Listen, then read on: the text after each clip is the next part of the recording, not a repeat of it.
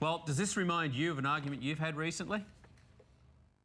I busted my ass all day cleaning this house and then cooking that meal, and I worked today. It would be nice if you said thank you and helped me with the dishes.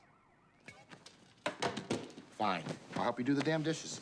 Oh, come on. You know what? No, that's not what I want. You just said that you want me to help you do the dishes. I want you to want to do the dishes. Why would I want to do dishes?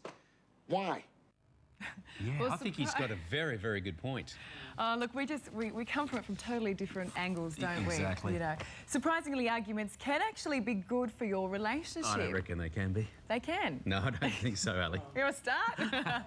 But only if they are done properly. Now, joining us to explain how we can fight without breaking up is relationship psychologist John Aiken. G'day, John. Good morning, guys. How are you? I'm well. I'm well. That did seem familiar, that scene on the couch, to a lot of blokes, I imagine. Absolutely, and they're doing it all wrong there. You know, the voices are raised and they're throwing back and forth various bits of blame about what they should be doing, and it's all going horribly wrong. And I think that's exactly what you don't want to be doing when you're having an argument.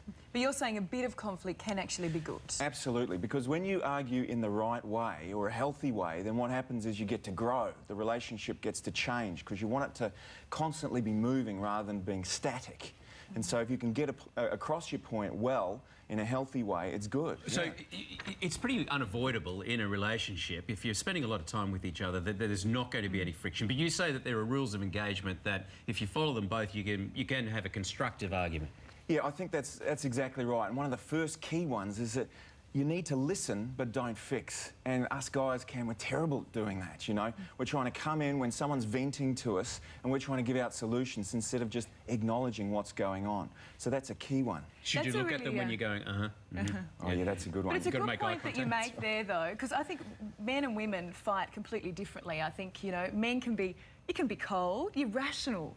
Women, we fight with emotions, so, you know, and irrational. No, I didn't say that. You know, but men, I think, tend to stay a little bit more calm, whereas... Yeah, and I think, you know, it's important to remember also that when you are engaged in that sort of thing, that you want to let that person finish, you know, because coming in over the top and interrupting is going to allow the person essentially to become frustrated with the fact that they're not getting their point across. And even though it's a personal problem that you have, don't get personal about the points that you make. That's right, that's right. Avoid those character assassinations that can often occur.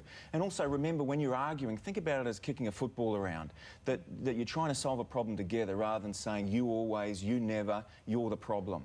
Right, but it still is always the man's fault.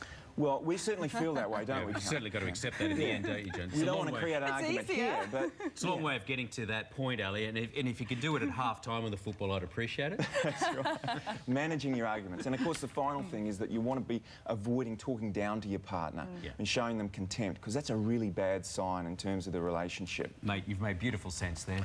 Thank you very much, John. Thanks, John.